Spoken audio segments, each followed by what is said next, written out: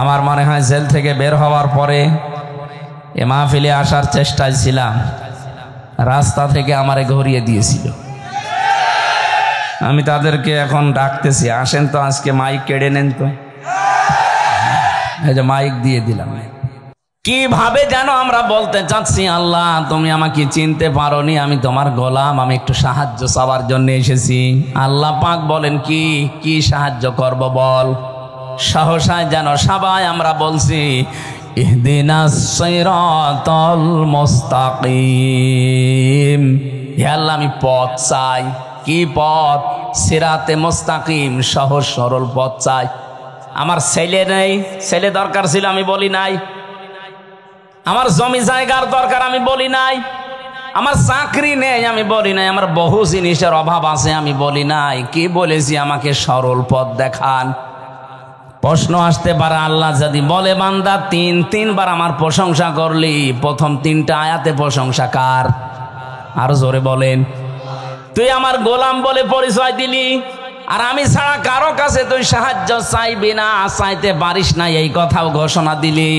কথাবার্তারা শুনে তো মনে হচ্ছে তুই ভালো পথে আসিস। আবার কি হেদায়েত দেব তোরে বল? আপনি নিজের থেকেই বলেছেন, কিন্তু কেউ আপনাকে লাঠি দিয়ে পিটিয়ে বলে না এই বল। আপনি নিজেই বলছেন সিরাতাল্লাযীনা আন'আমতা আলাইহিম। আমরা সারা জীবন শুনেছি সিরাতে মুস্তাকিম, সহজ সরল পথ না। শুধু এতটুকু অর্থ করলে ভুল হবে। এটা শুধু সহজ সরল পথ না। মুস্তাকিম শব্দের শাব্দিক অর্থ হচ্ছে স্থায়ী সরল পথ। আমি এমন একটা স্থায়ী সহজ আর সরল পথ চাই, যেই পথ শুরু হবে দুনিয়া থেকে, শেষ হবে জান্নাতে গিয়ে। আল্লাহ পাকের কাছে মনে হচ্ছে আমি তার সামনে দাঁড়িয়ে দাঁড়িয়ে ধরে ধরে বলছি, আল্লাহ আমি এমন একটা পথ চাই যে পথে তোমার পুরস্কার পাওয়া যায়। আল্লাহ যদি বলে পুরস্কার কারা পেয়েছে, আপনি নিজেই এবার জবাব দিচ্ছেন আন'আমতা আলাইহিম, যাদের ওপর তুমি পুরস্কৃত করেছো, যাদেরকে তুমি তো নিজেই তাদের নাম আমাকে শুনিয়েছো, মিনান নাবিয়িনা ওয়াস সিদ্দিকিনা ওয়াস শুহাদাই ওয়াস সালিহিন। এই যে চার প্রকার মানুষকে তুমি পুরস্কার দেবা ঘোষণা দিয়েছো, নবীদেরকে, সিদ্দিকদেরকে, শহীদদেরকে আর সালিহিন বান্দাদেরকে। তুমি আমাকে এই চার দল যেভাবে চলেছে এই চার প্রকার মানুষের রাস্তায় চালাও। প্রথমে আপনি কাদের পথ চেয়েছেন? নবীদের। কাদের? বলেন বলেন। আপনি নবীদের পথ একবার দুইবার না, এখানে যত মানুষ নামাজ পড়ে অন্তত শুধু ফরজ নামাজ পড়লেও 17 বার এই কথা বলা লাগে যে আল্লাহ আমি নবীদের পথ চাই। যদিও সরাসরি বলেননি। আন'আমতা আলাইহিমের ভেতরে যে 4 প্রকার নাম আছে, তার এক প্রকার নাম কি? নবী। এই কথা বলেন না কেন? নবীদের পথ আপনি চাচ্ছেন আল্লাহর কাছে। কোনদিন ভেবেছেন যে নবীদের পথ কি? এ পৃথিবীতে এত কঠিন পথ পাড়ি দিয়েছে নবীরা। আল্লাহ প্রতিটি নবীকে উদ্দেশ্য করে জাতিকে জানিয়েছে, ইয়া হাসরাতান আলাল ইবাদ মা ইয়াতিহিম মির রাসূলিন ইল্লা কানু বিহি ইস্তাহজিউন। সূরা ইয়াসিনের 30 নম্বর আয়াতে আল্লাহ বলেন, আমার বান্দাদের জন্য আফসোস, আক্ষেপ, এমন কোন নবী রাসূল দুনিয়ায় পাঠালাম না যার সাথে ওই জামানার মানুষগুলো ঠাট্টা করে নাই, বিদ্রূপ করে নাই, উপহাস করে নাই। আপনি বলেন তো নবীদের চরিত্র খারাপ ছিল? বলেন। কেউ কারো মেয়ের দিকে তাকিয়েছিল? কারো ঘর ভেঙে দিয়েছিল? কারো পাকা ধানে মই দিয়েছিল? কেন তাদের উপরে ঠাট্টা বিদ্রূপ? একটা বারের জন্য আপনি নামাজের ভেতরে দাঁড়িয়ে চিন্তা করলেন না আমি যে চাইলাম কি? আল্লাহ যদি সত্যি আমাকে নবীদের পথ দিয়ে দেয়, আমি কি টিকে থাকতে পারবো? তো পৃথিবীর ইতিহাস এইটাই বলে, নবীদের অধিকাংশ নাম ওই জামানার মানুষেরা পাল্টিয়ে দিয়েছে। ইব্রাহিম নবীর নাম পাল্টিয়ে দিয়েছে তার উম্মতের ভেতরে কিছু মানুষ। আব্রাহাম, এখনো পর্যন্ত আছে খ্রিস্টানরা আব্রাহাম বলে ডাকে ইব্রাহিমকে। আমি বিশ্বের কয়েকটা খ্রিস্টান দেশে গেছি, তাদের সাথে ট্রেনে বাসে চলাফেরা করার সময় কথাবার্তার এক ফাঁকে তারা দেখেছি বলেছে যে আমাদের নবী তারা পরিচয় দিতে গিয়ে বলেছে আব্রাহাম। আব্রাহামকে পরবর্তীতে জানলাম ইব্রাহিম। আল্লাহ যাকে ইব্রাহিম বলেছে ওরা নাম পাল্টিয়ে দিয়েছে আব্রাহাম। মুসা নবীর নাম ইহুদিরা নাম পাল্টিয়ে দিয়েছে যোসেফ, ওরা যোসেফ বলে ডাকে। হযরতে ঈসা নবীর নাম তারা পাল্টিয়ে দিয়েছে যিশু। আমাকে বানিয়ে বলছি, আপনি যান ওই সমস্ত জায়গায়, ওরা দেখবেন এই নামে ডাকে।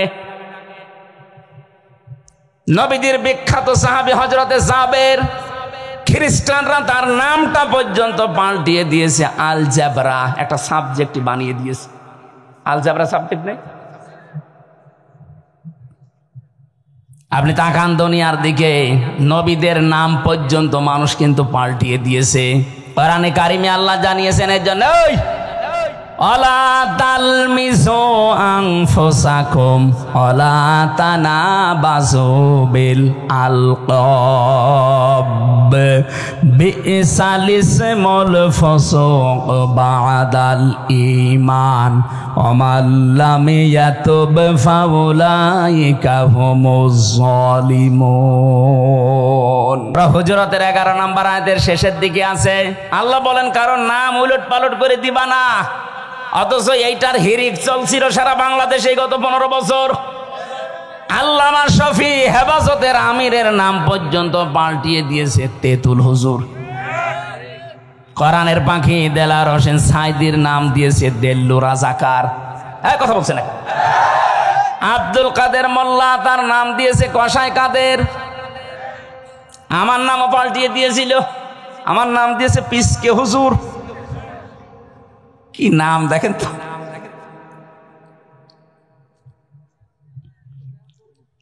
অথচ নাম পরিবর্তন করে উলট পালট করে ডাকা, এটা কিন্তু কবিরা গুনাহ। তোমরা ঈমান আনার পরে কাউকে উলট পালট নামে ডাকবা না। এই বাংলাদেশে নাম পরিবর্তনের যে হিড়িক চলছিল, কত জায়গায় কত নাম পাল্টিয়ে উল্টা পাল্টা নাম বসিয়ে দিয়েছে। আপনার কে বলেছিল যে আন্তর্জাতিক জিয়া বিমানবন্দর এটা পাল্টিয়ে শাহজালালের নাম দেওয়া লাগবে? কে বলেছিল বলেন তো? এত হিংসা কোন কারণে আপনার ভেতরে? এটা পাল্টিয়ে থেকে 2-4টা কালি গেছে। সারা বিশ্বের যত জায়গায় বিমানবন্দরে এখান থেকে যায় তাদের পর্যন্ত জানানো লেগেছে। কোটি কোটি টাকা খরচ হয়েছে শুধু এই নামটা পাল্টাতে। কি হয়েছিল? সে কি দেশের জন্য কাজ করে নাই? আমার তো মনে হয় জিয়াউর রহমানের জীবনে যদি আল্লাহ কিচ্ছু ভালো না লাগে, ওনার কবুল না হয়, তো সৌদি আরবে হাসিসের জন্য আরাফাতের ময়দানে যে কাজটা করে দিয়েছে নিম গাছ লাগিয়ে, এইটার জন্য আল্লাহ ওনারে মাফ করবে। ওই গাছকে এখন আর ওই দেশে মানুষ নিম গাছ বলে না, বলে জিয়া গাছ। কত মানুষ ওই জায়গায় আশ্রয় নেয়, বিশাল তাপ আরাফাতের ময়দানে এই গাছটার কারণে। আমি কি বানিয়ে বলছি? কত মানুষ সেখানে যায়, আশ্রয় নেই। আমি নিজেও ছিলাম। আর আপনি তার নামটা সহ্য করতে পারলেন না, এসে আগে নামটা পাল্টি এমন মানুষের নাম দিয়েছে, এখন তো পরিবর্তন করবে, আবার আরেক ঝামেলা। এই যে নাম পাল্টিয়ে দেওয়ার হিড়িক, এটা ইহুদি আর খ্রিস্টানদের একটা চক্রান্ত। ওরা খালি নাম পাল্টায়। এই ভারতে এখন শুরু হয়েছে বিভিন্ন মুসলমানদের ঐতিহাসিক নামগুলো।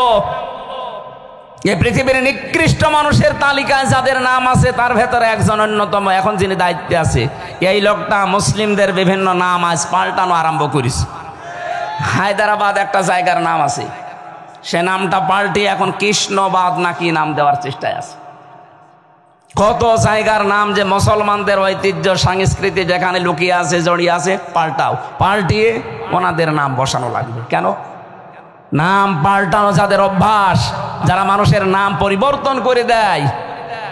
এই যে রাশেদ খান মেনন, এই লোকটা এখন জেলখানায়। এই লোকটা কওমি মাদ্রাসাকে বলেছিল 20 বৃক্ষ। এই কথা বলছে না কেন? আল্লামা শফির মতো মানুষ, হাজার হাজার আলেমের উস্তাদ, তারে নাম দিয়েছে তেতুল হুজুর। ঈমান আনার পরে তোমরা কাউকে উলট পালট নামে ডাকবা না। যদি ডাকো, এরপরেও যদি তোমরা তাওবা না করো, ফিরে না আসো, তোমরা কিন্তু জালেম হয়ে মরবা। এই জন্য যারা এই হেডিক তৈরি করেছিলেন ইহুদি খ্রিস্টানদের মতো, তাদের অবস্থা কিন্তু ভালো না। আমি যে বিষয়টার জন্য পর্যন্ত নিয়ে এসেছিলাম, আনামতা আলাইহিম, হে আল্লাহ আমি পথ চাই, যাদের পুরস্কার দিয়েছ তাদের 1 নম্বরে পুরস্কার পেয়েছে নবীরা। সুতরাং নবীদের পথে চলতে গেলে বাধা বিপত্তি আসবেই। কথা বলেন না কেন? 2 নম্বরে সিদ্দিকিন। সিদ্দিক কাকে বলে? নীলফামারী জেলার সদর থানার অন্তর্গত লক্ষ্মীচাপ হাফেজ ছাত্রদের দস্তারবন্দি উপলক্ষে 2 দিন ব্যাপী তাফসিরুল কোরআন মাহফিলের সমাপনী রজনীর স্বনামধন্য সভাপতি জনাব আমিনুর রহমান দামাত বারকাতুহুল আলিয়া। আমি দোয়া করলাম একবারেই, এ মানুষগুলোর সম্মান আছে, এজন্য আপনারা কোরআনের অনুষ্ঠানে তাদেরকে অতিথি বানিয়েছেন। বিশ্বনবী মুহাম্মদুর রাসূলুল্লাহকে আল্লাহ যে দোয়া দিয়েছিলেন, ওয়ারফা'না লাকা যিকরাক, আমি সেই দোয়া করছি, দিন যত যাবে এদের ঈমান এবং আমলের উপরে আল্লাহ যেন মর্যাদা সম্মান আরো বৃদ্ধি করে দেন। বলেন আমিন। আলোচনা রাখলেন মাওলানা হোসাইন আহমেদ মাহফুজ চুয়াডাঙ্গা। মঞ্চে বসা আছেন মাওলানা হারুনুর রশিদ দিনাজপুরি, নাম না জানা অন্যান্য ওলামায়ে কেরাম, আমার আরাফাতের ভাই অনেকে আছেন যারা হাজী সাহেব, সামনে বসা মুসলমান ভাইরা, পর্দার আড়ালের সম্মানিতা মা এবং বোনেরা, প্রশাসনের ভাইরা, প্রাণ প্রিয় নীলফামারীবাসী। আমার মনে হয় জেল থেকে বের হওয়ার পরে এ মাহফিলে আসার চেষ্টায় ছিলাম, রাস্তা থেকে আমারে ঘুরিয়ে দিয়েছিল। আমি তাদেরকে এখন ডাকতেছি, আসেন তো, আজকে মাইক কেড়ে নেন তো। এই যে মাইক দিয়ে দিলাম, আজকে আসেন। দিন পাল্টিয়ে গেছে। আমরা চাই কোরআনের জন্য জমিন উন্মুক্ত হয়ে যাক। ওয়াদা'না আনকা ওয়িজরাক আল্লাযী আনকাযা যাহরাক। হে নবী, বিশাল একটা পাথর বোঝা আপনার পিঠকে বাঁকা করে ফেলেছিল। 1500 বছর আগে বিশ্বনবীর পিঠকে বাঁকা করে দিয়েছিল যেই পাথর, যেই বোঝা, ওটা ছিল আইএমএ জাহিলিয়াতের বোঝা। 1500 বছর পর 2024-এর 5 তারিখের আগ পর্যন্ত, আগস্টের, আমরা যারা মুসলিম, বিশেষ করে এদেশে আমাদেরও মাজা পিঠ বাঁকা হয়েছিল। কথা বলে না কেন? আল্লাহ জগদ্দল পাথরটা, এই বোঝাটা নামিয়ে দিয়েছেন। এখনো স্বস্তি আমরা পাচ্ছি না, কারণ ষড়যন্ত্র থেমে নেই। এই ষড়যন্ত্র বন্ধ না হওয়া পর্যন্ত স্বস্তি, শান্তি, নিরাপত্তা পাওয়া যাবে না। আমি দেখতে পাচ্ছি অনেকে কথা বলছেন, না এটা ঠিক না। দাঁড়িয়ে আছে, দাঁড়িয়ে থাক। এই ছেলে, আবার কথা বলেন কোন কারণে? এরপরে যদি একটা কথা আপনার মুখ দিয়ে বের হয়, দেখেন। আর এখানে দাঁড়িয়ে আছেন কেন? বসেন, স্যান্ডেল খুলে বসেন। না, কথা বলা যাবে না। দাঁড়িয়ে আছেন, দাঁড়িয়ে থাকেন, বসে আছেন, বসে থাকেন। যদি ভালো জায়গা পান শুয়ে পড়েন, তো কথা বলবেন না। এটা আমার অনুরোধ, আপনার পায়ে হাত দিয়ে বলছি, কথা বলেন না ভাই। আপনার কবিরা গোনা হবে কিন্তু। ইয়ার কি মারার জায়গা না এটা। এটা জনীয় ধানের ক্ষেত, কিন্তু এটা কিছু সময়ের জন্য জান্নাতের বাগান হয়ে গেছে। আর জান্নাতের বাগানে আল্লাহ কোনো জাহান্নামী মানুষকে প্রবেশ করতে দেয় না। কথা বোঝেন? কোনো মানুষ যদি জাহান্নামী হয়ে যায়, আর ওই লোকটা যদি দুনিয়া থেকে কাফের মুশরিক হয়ে বিদায় নেয়, ওকে আল্লাহ আর কোনোদিন জাহান্নাম থেকে বের করে জান্নাতেও দেবে না। ইরিদুনা ইয়াখরুজু মিনান নার ওয়া মা হুম বিখারিজিনা মিনহা ওয়া লাহুম আযাবুম মুকিম।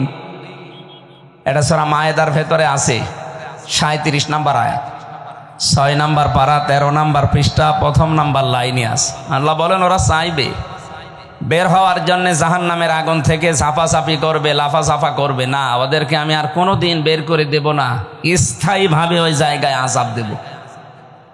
সূরা জুমারের 20 নম্বর আয়াতে আছে, আফামান হাক্কা আলাইহি কালিমাতুল আযাব আফা আনতা তুনকিদু মান ফিন নার। হে নবী, আমি যদি ফায়সালা সিদ্ধান্ত নিয়েই ফেলি যে ওকে জাহান্নামে দেব, যে লোকটা জাহান্নামে চলে গেছে, ওরে কি আপনি পারবেন বের করে নিয়ে আসতে? না, আপনি বোঝেননি, জবাব দেবেন বুঝে শুনে। এখানে অনেক আলেম বসে আছে।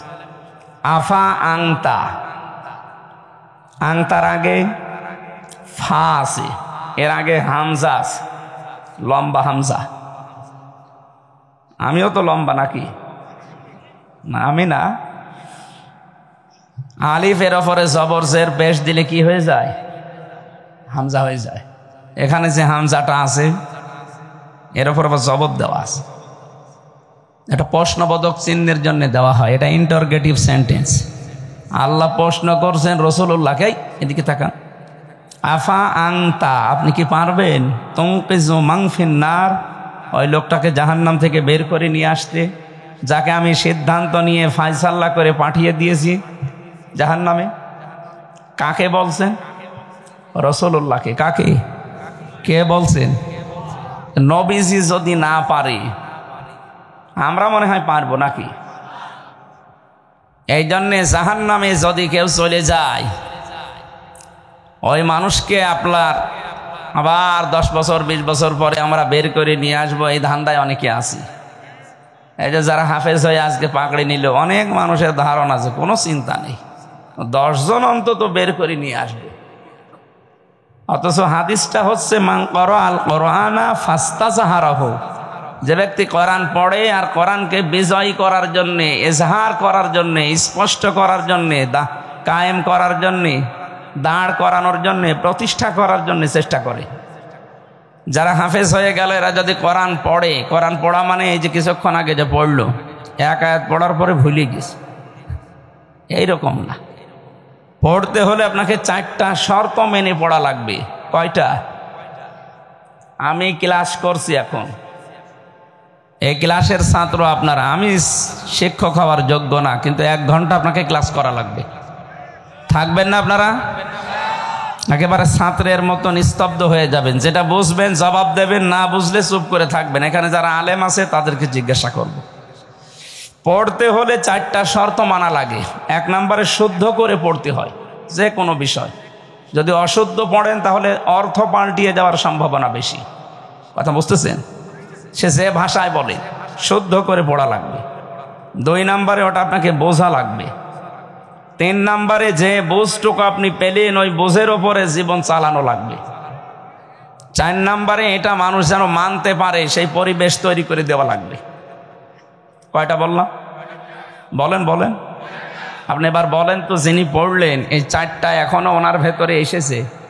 শুদ্ধ করে হয়তো পড়েছে, যতটুকু পড়েছি হয়তো বুঝেছে, যতটুকুই বুঝেছে তার উপরে তার প্র্যাকটিক্যাল লাইফ, যেটা বাস্তব জীবন, মিলাচ্ছে, চেষ্টা চালাচ্ছে। 4 নাম্বার যেটা আলহামদুলিল্লাহ হিল্লাযী আয়াতটা পড়েছি, সব প্রশংসা ওই আল্লাহর জন্য হবে যিনি নাজিল করেছেন তার বান্দার প্রতি কিতাব। কি দিয়েছেন? এখন বলেন তো, সব জায়গায় আল্লাহর প্রশংসা হচ্ছে এ বাংলাদেশে?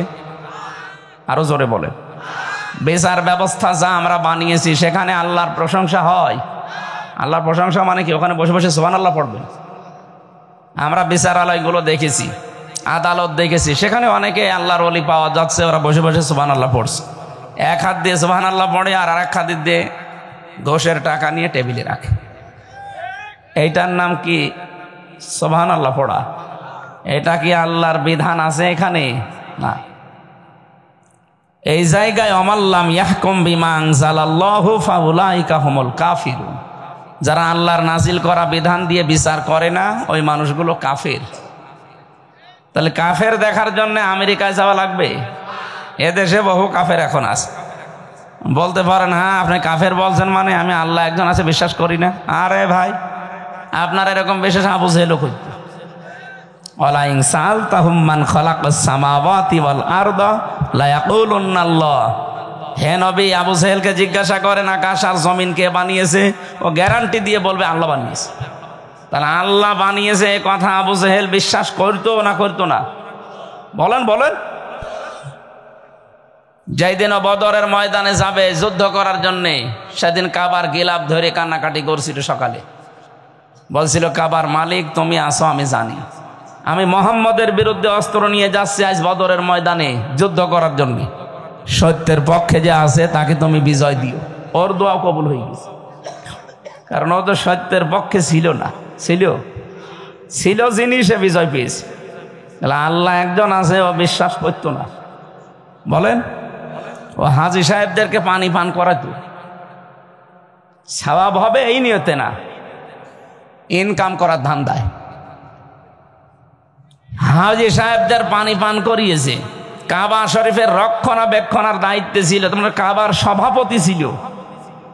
আপনি নীলফামারী জামে মসজিদের সভাপতি, আর আবু জেহেল ছিল কাবা শরীফের সভাপতি। উনি বলেন আপনার চাইতেও বড় মসজিদের সভাপতি না? কেমন বড় মসজিদ, খালি 2-3 লাখ মানুষ ধরে একা, এই নাকি?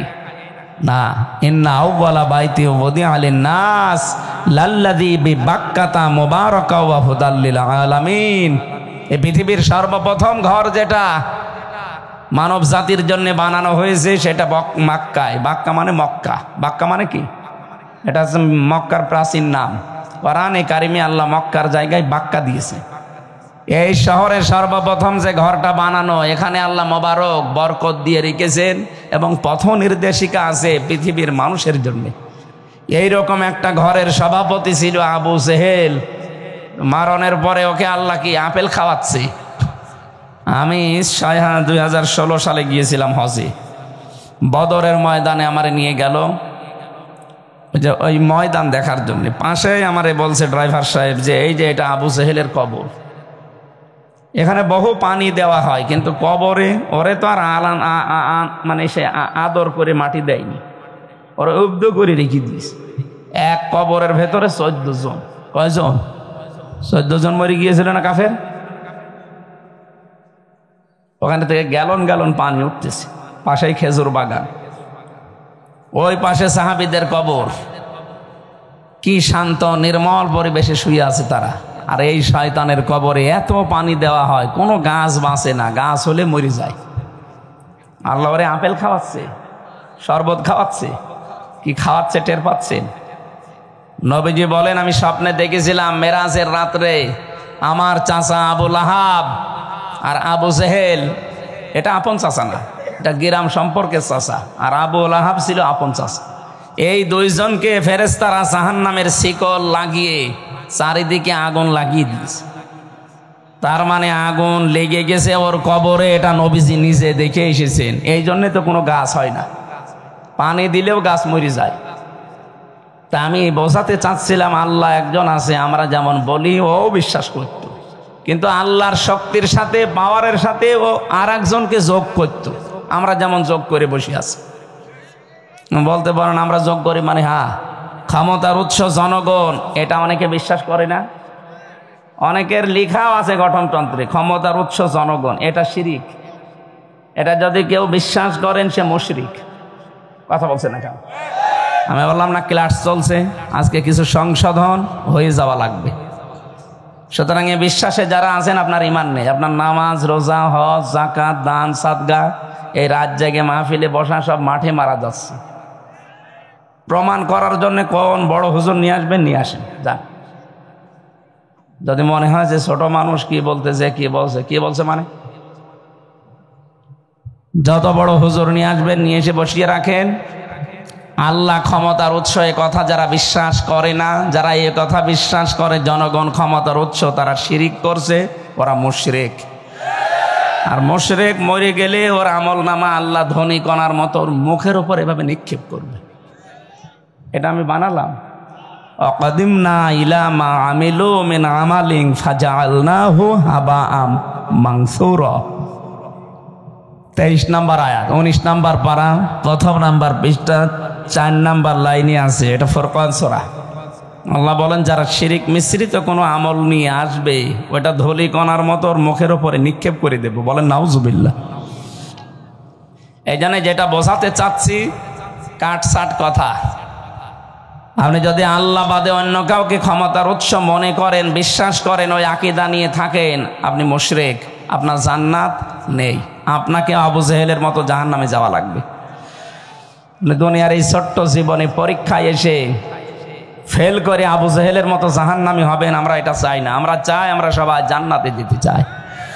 বলেন এই জন্য যারা এখানে এসেছেন এ মানুষগুলো, আজকে আমরা চাই তেলাওয়াতকৃত যে আয়াতগুলো পড়লাম এখান থেকে অন্তত আমরা যেন কিছু নিয়ে যেতে পারি। আল্লাহ তুমি আমাদেরকে কিছু দিও, বলেন আমিন। ১৫০০ বছর আগে নবীজির পিঠ থেকে আল্লাহ আইয়ামে জাহিলিয়াত, কি বললাম, আইয়ামে জাহিলিয়াতের যে বিশাল পাথর বোঝা সরিয়ে দিয়েছিলেন। আর ১৫০০ বছর পর ২০২৪ সালের ৫ আগস্টে আমি জাহিলিয়াতের একটা পাথর আমাদের বুক থেকে আল্লাহ সরিয়ে দিয়েছে। আমার মনে হচ্ছে শব্দ দুইটা প্রায় কাছাকাছি, আই এম এ আর আমি, দুইটা একরকম না? আপনি রাগ করলেও আমি বলবো, কারণ ওদের যে কর্মকাণ্ড এই ১৫.৫ বছরে পেলাম, এই কারণে বলছি। বিশেষ করে ২০০৬ থেকে ২৪ পর্যন্ত যে অত্যাচার, জুলুম আর নির্যাতন চালিয়েছে মানুষ হয়ে মানুষের উপরে, আত্মীয় স্বজনও বাদ দেয়নি, নিজের আত্মীয় বাদ দেয়নি। আমার বংশের ১০০ জনের ৯৮ জন এই দলে ছিল। তারা যে অত্যাচার করেছে, আমি আপন তাদের ভাতিজা, আপন ভাতিজা তাদের, অথচ আমি ৩টা বছর জেলে থাকাকালীন তারা আনন্দ করিস।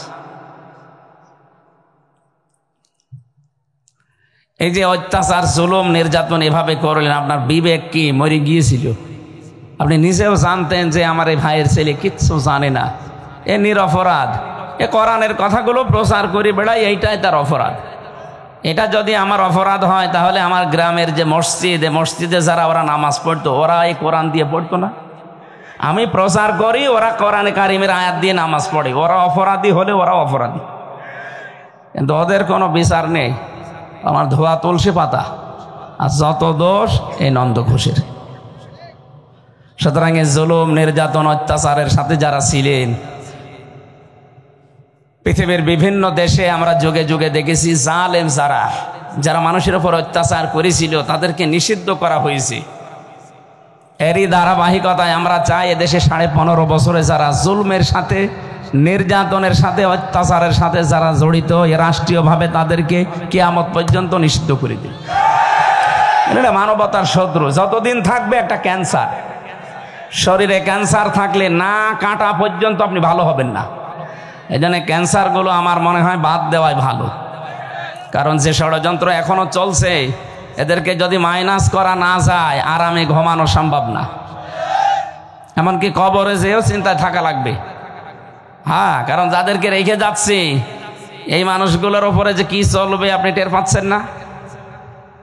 এই জন্য নূহ নবী শেষ পর্যন্ত ৯৫০ বছর দাওয়াতি কাজ করে এইটা বলেছি, রব্বিলা তাদারনি ফারদা, রব্বিলা তাজারনি, হে আমার মালিক, তোমাকে আমি বলছি তুমি ছেড়ে দিবা না। রব্বিলা তাজার আলাল আরদি, জমিনের উপরে মিনাল কাফিরিনা দাজ্জার, দারের বহুবচন দিয়ার বা দাজ্জার, একটা কাফেরকেও জমিনের উপরে তুমি ছেড়ে দিও না। ইন্নাকা ইন তাজারহুম ইউদিল্লু ইবাদাকা ওয়ালা ইয়ালিদু ইল্লা ফাজিরান কাফারা, কারণ ওর পেট থেকে পরবর্তীতে যেটা আসবে ওটা আরো ডবল হারামি হবে। এই জন্য যারা পালিয়ে গেছে 2 বোন একসাথে, আমরা চাই ওনারা ওখান থেকেই কবরে চলে যাক, অন্তত আমাদের এসে যেন আর না চালায়। পরবর্তী প্রজন্ম আমরা যারা রাজকে রেখে যাব, তাদেরকে আমরা হযরতে ওমরের মতো রেখে যেতে চাই। আর এইটা করতে হলে এই জুলুমের বিচার হওয়া লাগবে। আন্তর্জাতিক অপরাধ ট্রাইব্যুনালের ঘোষণা আজকেও শুনেছেন, 13 জনকে হাজির করেছিল গতকাল। বিচার ব্যবস্থা শুরু হয়ে গেছে। 1 নম্বর আসামি ওনারা 2 জন যারা পালিয়েছে। আলহামদুলিল্লাহ, ঠিকই বলিস ভাই, আলহামদুলিল্লাহ। কারণ বিচার যদি না হয়, আগামীতে যারা রাষ্ট্র ক্ষমতায় বসবে তারা আরো ডবল হারামি হবে। এই জন্য চাই বিচার হোক, এটা যেন একটা লিসন হয়ে থাকে, শিক্ষা হয়ে থাকে। কিয়ামত পর্যন্ত কোন জালেম কেউ যদি বসেও পড়ে চেয়ারে, ও যেন ভয়ে থাকে না। দরকার নেই ভিক্ষা, কুকুর ঠেকা। আল্লাহ আমাদেরকে ওইটা যেন দেখার তৌফিক দেন, বলেন আমিন। দল, মত, জাতি, বর্ণ, ধর্ম নির্বিশেষে এই অনুষ্ঠান শুধু মুসলমানদের না, আদা বায়ানুল লিন্নাস, মানুষ পদবাচ্চে যারা বিবেচিত সবার জন্য আজকের অনুষ্ঠান উন্মুক্ত। আর সবাই আমরা এসেছি, আমি জানি অনেক হিন্দু নীলফামারী বাস করে, সব মানুষেরা আজকে এসেছে। যারা এসেছি সবাইকে নিয়ে বলছি আলহামদুলিল্লাহ। দরুদ আর সালাম পড়ছে আমাদের নবী মুহাম্মদুর রাসূলুল্লাহ সাল্লাল্লাহু আলাইহি ওয়াসাল্লামের প্রতি। আমাদের মানুষ হিসাবে কিছু দর্শনীয় নিন্দনীয় গুণ আছে। কি বললাম? মানুষ হিসাবে আমাদের প্রত্যেকের ভেতরে কিছু দর্শনীয় নিন্দনীয় এই গুণগুলো আছে। এটা আল্লাহ মানুষ বানানোর সময় দিয়ে দিয়েছে। কিন্তু এই গুণগুলো থেকে মুক্ত হতে পারবে শুধু মুসল্লিরা। কারা? আমরা আজকে ওই মাপের মুসল্লি হতে চাই, এই জন্যই তাফসির মাহফিলে এসেছি। এখন প্রথমে দেখবো যে এই গুণগুলো কি। সূরা মাআরিজের 19, 20, 21, 22 চারটা আয়াত পড়েছি। তাফসির আকারে কথা বলার জন্য বসেছি। ওমা তাওফীকি ইল্লা বিল্লাহ। আল্লাহ যেন সুযোগ দেন, বলেন আমিন। এবার আপনি জবান খোলেন। আউযু বিল্লাহি মিনাশ শাইতানির রাজীম। বিসমিল্লাহির রহমানির রহিম।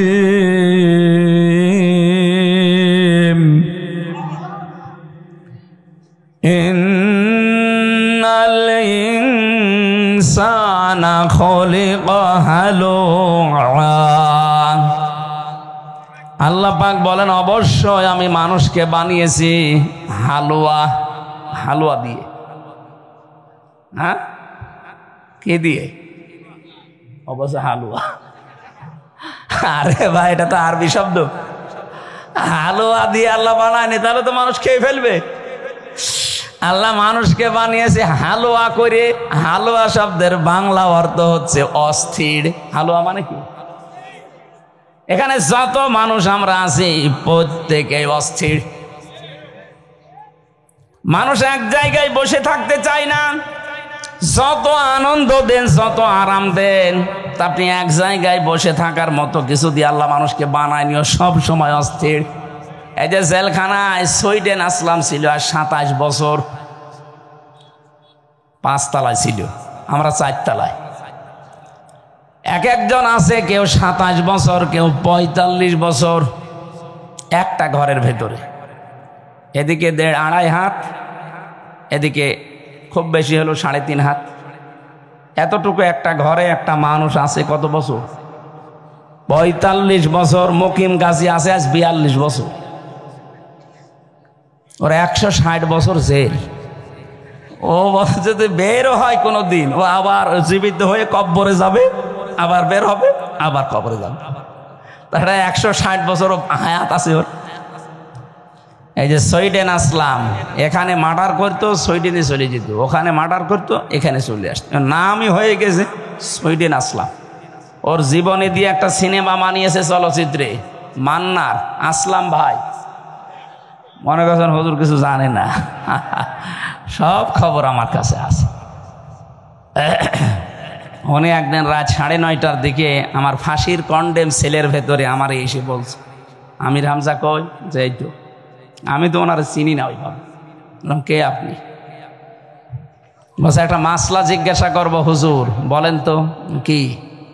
যে আমার বউ আমাকে জিজ্ঞাসা করেছে, আমি আদালতে গিয়েছিলাম, ওই হাজতখানার ভেতরে আমার বউ এসে আমার জিজ্ঞাসা করেছে, সে আবার নামাজ কালাম পড়ে, আমি ওইসবের ধার ধারি না। সে যেহেতু নামাজ কালাম পড়ে তো, আর 27 বছর আমি জেলে আছি। আমি কথাগুলো শোনার পরে মনে করলাম যে এত বড় মনে হয় কোনো কিছু হবে, কারণ 4:30 5টার পরে সব লক আপ লাগিয়ে দেয়, কেউ আর বাইরে থাকে না। অথচ ওই লোকটা আসছে রাত 9:30টায়। এ পাওয়ার আছে। প্রশ্নের উত্তর দেওয়ার পরে বললাম কে আপনি? আমি সুইডেন আসলাম। ও ভাই বলেন? ওরে বাবা, এর নাম শুনলে 1 গ্লাস পানি খাওয়া লাগে। আরে আমার কাছে এসেছে। এই যে লোকটা আজকে 27 বছর জেলের ভেতরে এক ঘরে, যেহেতু উনি ফাঁসির আসামি, বহু মামলা, বহু মার্ডারের আসামি উনি। শুনলাম যে সরকার আসার পরে ওনাকেও ছেড়ে দিয়েছে। তো বলেন তো, এই লোকটা আরামে আছে মানে ওর ভেতরে থেকেও বাইরে ওর কমপক্ষে 20-22 লাখ টাকা উপায় আছে। ওনার যে ডান হাত, বাম হাত, বিভিন্ন হাত আছে, ওই হাতে উপায় করে আর জেলের ভেতরে ওনার জন্য পাঠায়। বলেন সুবহানাল্লাহ। আমরা এইরকম যারা বসে আছি, জীবনে 1 মাসে 1 লাখ টাকা উপায় হয় না, আর ওর একটা ঘরের ভেতরে বসে বিভিন্ন হাত কাজ করছে, প্রতি মাসে মাসে সব খরচ বাদ দিয়েও 20-22 লাখ টাকা ওনার নামে আল্লাহর রাস্তায় পাঠায়। এই মানুষটার এত শান্তি, তার যে বেড, আমাদেরকে কম্বল দিত একটা পেড়ে থাকার জন্য, আর তার যে জাজিম দিয়ে বেড বানানো, তার ঘরের ভেতরে টিভি সেট করা, ওয়াইফাই লাইন দেওয়া, সব ব্যবস্থা। প্রতিদিন 2টা 3টা 4টা করে পত্রিকা আসে, মানে বাড়ির মতো। খাবার দাবারও উন্নত তার জন্য। এত কিছু থাকার পরেও লোকটা শুকিয়ে শুকিয়ে প্যারালাইজড হয়ে গেছে। আমি আসার আগে দেখেছিলাম 100 পড়ে গেছে, অনেক বয়স তো। যে লোকটা 27 বছর জেলে আছে, কমপক্ষে 30 বছর 35 বছর বয়স না হলে তার জেলে ঢোকেনি।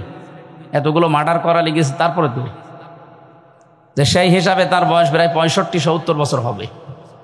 এই বয়সে এতদিন পর্যন্ত একটা ঘরে কাটিয়ে দিল জীবনটা, কোনো কাজ করা লাগে নাই, কোনো কাজ নেই। 24 ঘন্টা শুধু বসে থাকা, খাওয়া আর ঘুমানো। কিন্তু মানুষকে আল্লাহ যে বানিয়েছে অস্থির করে, এই যে হালুয়া, এই কারণে তার শান্তি নেই। আমরা বাইরে 24 ঘন্টার 18 ঘন্টাও যদি পরিশ্রম করি, তারপরও মনে শান্তি আছে, কারণ জেলে যারা আছে ওদের চাইতে ভালো আছে। কারণ আমরা মুক্ত, যেখানে ইচ্ছা সেখানে যেতে পারি। আর এই লোকটা এই 4 দেওয়ালের মাঝেই এতগুলো বছর কাটিয়ে দিল। আল্লাহ বলেন, আমি মানুষকে বানিয়েছি অস্থির করি, ও সব সময় ব্যস্ত। আমাদের ভেতরে আয়াতটার বাস্তবতা আছে না নেই? আছে, আমরা সব সময় ব্যস্ত। আমি পয়েন্ট আকারে বলি, দেখেন, ভালো লাগবে ইনশাল্লাহ। 2 নম্বরে, ইদা মাসাহ শাররু জাজুআ, যখন কোনো অকল্যাণ, ক্ষতি, বিপদ আপদ এগুলো তাকে ঘিরে ধরে, তখন মানুষ হতাশ হয়ে যায়, হায় হতাশ করে। এটাও আছে। বিপদে পড়লেই মানুষ হতাশ হয়ে পড়ে না, আর মনে হয় সূর্য উঠবে না। সে যেই হোক, আপনি কি তাকাচ্ছেন না যারা আদালতে হাজির হচ্ছে, 15.5 বছরে তাদের দাপট দেখেছেন, অথচ এখন কাঁদতেছে। কিছুদিন আগে আমি মামলার হাজিরা দিতে গিয়েছিলাম, আমার শেষ মামলা। হাজি সেলিম নাম শুনেছেন? পুরাতন ঢাকার অর্ধেকই তার। এক কাঠা জমির দাম যেখানে 1.5 কোটি 2 কোটি টাকা এক কাঠা জমির দাম, সেখানে অর্ধেক পুরান ঢাকা তার। আপনি হিসাব করেন কত কিছুর মালিক সে। কথা বলতে পারে না, এখন মুখ বন্ধ হয়ে গেছে, জবান আল্লাহ কেড়ে নিয়েছে, এখন গোগা করে। দেখলাম আদালতের এজলাসে দাঁড়িয়ে এই লোকটা হাওমা করে শিশুর মতো কাঁদছে, অথচ তার যে বাহিনী, তার ডান হাত, বাম হাত, উপরের হাত, নিচের হাত, বিভিন্ন হাত আছে, এতগুলো হাত তার কাজ করে। 15.5 বছরে রাজার মতো কাটিয়েছে, অথচ বিপদে পড়েছে, এখন শিশুর মতো কাঁদতেছে। নৌকা মার্কায় দাঁড়ায় উনি, নৌকা আর বলতে পারে না, এখন বলে হৌকা, শব্দটা উচ্চারণ হয় না ওনার। আমি এই যে জাজুআ বলছিলাম, মানুষ বিপদে পড়লে যত রকমের শক্তিশালী লোক হোক, ও হতাশ হয়ে পড়ে। কি হয় বলেন বলেন? ওয়াইদা মাসাহুল খায়রু মানুআ, আল্লাহ বলেন মানুষ যখন কল্যাণ কিছু পায়, যখন নিয়ামত পায়, যখন ভালো কিছু দুনিয়াতে পায়, তখন ও কৃপণ হয়ে যায়, কিপটা হয়ে যায়, বখিল হয়ে যায়। এই যে গুণগুলো আল্লাহ বললেন মানুষের, কম বেশি সবার ভেতরে দুনিয়ায় আছে না নেই? বলেন। কিন্তু কে বলছেন বলেন তো? কিন্তু, ইল্লা মানে কিন্তু। আল্লাহ পাক বলেন ইল্লাল মুসাল্লিন,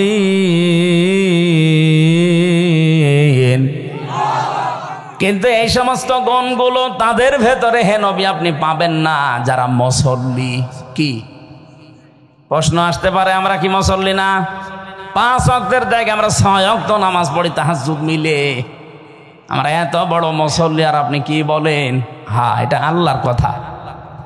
মানুষ অস্থির, মানুষ বিপদে পড়লে হতাশ হয়ে পড়ে, কোনো নিয়ামত পেলে, ভালো কিছু আসলে জীবনে কৃপণ হয়ে যায়। সম্পদ পেলে সবার ভেতরে এই গুণ থাকবে না, শুধু মুসল্লি যারা তারা এই গুণগুলো থেকে মুক্ত থাকবে। এবার আপনি নিজের সাথে মিলান তো, যারা বসে আছেন, আপনি মনে করেন আমি তো মুসল্লি, এই গুণগুলো থেকে আপনি এখনো মুক্ত হতে পেরেছেন না? পারেননি। আমি দেখেছিলাম মুসল্লি জেলখানার ভেতরে একজন মুসল্লি পেয়েছিলাম, তার ভেতরে মানবীয় এই দর্শনীয় এই গুণগুলো আমি পাইনি। সেও মুসল্লি, এত বড় বড় বিশাল বিপদের পাহাড় সামনে তার, অথচ কোনো হতাশা নেই, কোনো অস্থিরতা তার ভেতরে কাজ করছে না। চিন্তা করলাম ওই দিনে আয়াত পড়ে, আল্লাহ আমিও তো মুসল্লি, সে ক্লাস 5 থেকে শুরু করে আজ পর্যন্ত নামাজ পড়ছি। এই স্যার, এই কথা বলেন কোন কারণে?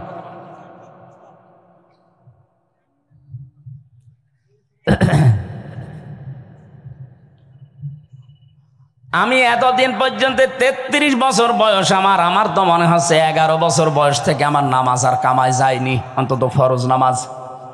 এর ভেতরে এই গুণগুলো আমারও আছে, তাহলে কি মুসল্লি আমি হলাম বলেন তো? কোরআনের আয়াতের সাথে আমার যে মুসল্লিগিরি এর সাথে মিলছে না, তাহলে আল্লাহর এই কথা মনে হয় খুব সত্য না? হ্যাঁ বলেন বলেন। মুসল্লিদের ভেতরে এ গুণ থাকবে না। কোন মুসল্লি? আল্লাহর পরের আয়াতে জবাব দিচ্ছেন, আল্লাযীনা হুম আলা সালাতিহিম দাইমুন, যে মানুষগুলো সর্বদা সদা তাদের নামাজে নিয়মিত। দাইমুন মানে সর্বদা। নামাজ 2 ওয়াক্ত পড়ে, 3 ওয়াক্ত পড়ে না, এরে মুসল্লি বলা হয় না। নামাজ 5 ওয়াক্ত পড়ে না, শুধু জুমার নামাজ পড়ে, এটাও মুসল্লি না। জুমার নামাজও পড়ে না, শুধু ঈদের নামাজ পড়ে, এটাও মুসল্লি না। ঈদের নামাজও পড়ে না, শুধু বাবা মরে গেলে জানাজা পড়ে, এইটা মুসল্লি না। মুসল্লি আল্লাহর ভাষায় তারা যারা নিয়মিত নামাজি, 5 ওয়াক্ত নামাজকে নির্ধারিত সময়ে যারা আল্লাহর ফরজ বিধান মনে পালন করে। পৃথিবীতে একটাই বিধান, আল্লাহ পাক বলেন এইটার জন্য আমি নিজে আমার নবীজিকে আরশে নিয়ে এসে তার উপরে লিখে দিয়েছি, ইন্নাস সালাতা কানাত আলাল মুমিনিনা কিতাবাম মাওকুতা। হে নবী, নামাজ কিন্তু আমি ফরজ করলাম শুধু এই বলে না যে জান দিয়ে দিলাম, না, আমি লিখে দিলাম কিতাবাম মাওকুতা, নির্ধারিত সময়ে যখন তখন পড়লেও হবে না। নামাজ পড়লে যেমন সওয়াব হয়, নামাজ ছেড়ে দিলেও সওয়াব হয়। কি বলছেন না? আমার সাথে বেশি বলছে। আরে ভাই, সূর্য যখন ওঠে, সূর্য যখন মাথার উপরে, সূর্য যখন ডুবতেছে, এই 3 সময় নামাজ পড়তে পারবেন। তাহলে নামাজ ছেড়ে দেওয়া এই 3 সময় সওয়াবের কাজ। তাহলে নামাজ পড়লে যেমন সওয়াব হয়, নামাজ ছেড়ে দিলেও সওয়াব হয়। কথা বলেন না কেন? এই জন্য যখন তখন আপনি নামাজ পড়তে পারবেন না। নামাজের জন্য কিতাবাম মাওকুতা, ওয়াক্ত মতো, সময় মতো নির্ধারিত করে পড়া লাগবে। এই জন্য মুসল্লি আল্লাহর ভাষায় তারা যারা 5 ওয়াক্ত নামাজকে নির্ধারিত সময় আদায় করে নেয়। মানবীয় গুণ, দর্শনীয় কিছু গুণ আছে, এগুলো আমাদের ভেতরে সবার আছে, কিন্তু মুসল্লিদের ভেতরে নেই। প্রশ্ন আসতে পারে, এরকম মুসল্লি তো বাংলাদেশে নেই। হ্যাঁ আছে, খুব কম। কি আছে? কম। আপনি নামাজে লম্বা সেজদা দেবেন, নফল নামাজে দেখবেন আস্তে আস্তে অভ্যাস তৈরি হবে। এখানে এমন কেউ আছেন জীবনে 1 ঘন্টার জন্য একটা সেজদা দিয়েছেন? না। আমি জেলখানায় বহু মানুষ পেয়েছি যারা এক সেজদায় 40 মিনিট, 50 মিনিট, 1 ঘন্টা কাটিয়ে দিচ্ছে। কি বলছে সে জানে আর আল্লাহ জানে।